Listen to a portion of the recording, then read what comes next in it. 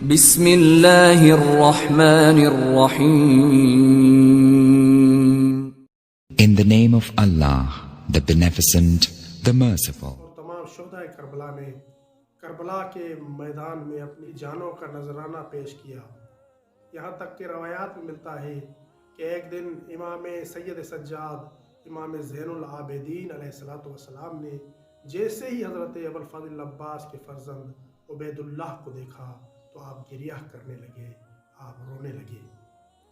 اور پھر حضرت امام سید سجاد نے فرمایا رسول اللہ صلی اللہ علیہ وآلہ وسلم کے لیے سب سے زیادہ تکلیف دہ وہ دن تھا کہ جس دن آپ کے چچا حضرت حمزہ جنگ احد میں شہید ہوئے.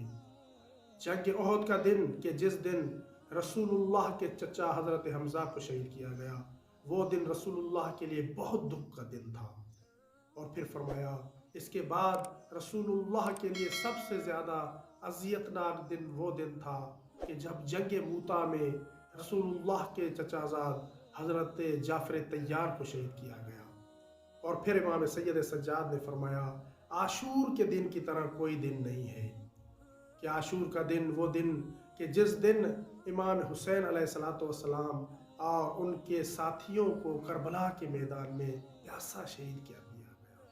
اور پھر مولا سید سجاد نے فرمایا 30,000 لوگ عاشور کے دن مولا حسین علیہ السلام اور ان کے ساتھیوں کو شہید کرنے کے لیے جمع ہوئے تھے. وہ چاہتے تھے کہ حسین کو شہید کر کے قرب خدا حاصل کریں.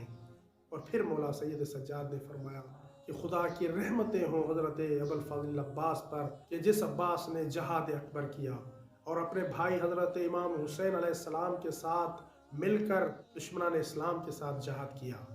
اور پھر حضرت مولا سید سجاد نے ارشاد فرمایا آپ علیہ السلام نے میدان جنگ میں اتنی جنگ کی کہ اپنے بازو تک کٹا دیے. حضرت عباس کے بازو بھی قلم ہو گئے اسی میدان کربلا میں.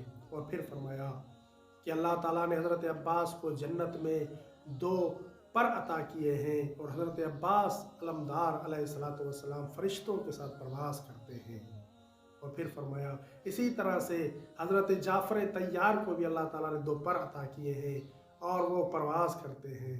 اور پھر آخر میں فرمایا کہ حضرت عباس کا اتنا مقام ہے، اتنا منزلت ہے کہ تمام شہداء قیامت کے دن حضرت عباس علمدار پر رشک کریں گے، حضرت عباس کا مقام دیکھ کر رشک کریں گے کہ کاش ہمیں بھی یہ مقام مل جاتا. اتنا عظیم مقام اللہ تعالیٰ نے حضرت عباس کو عطا کیا ہے.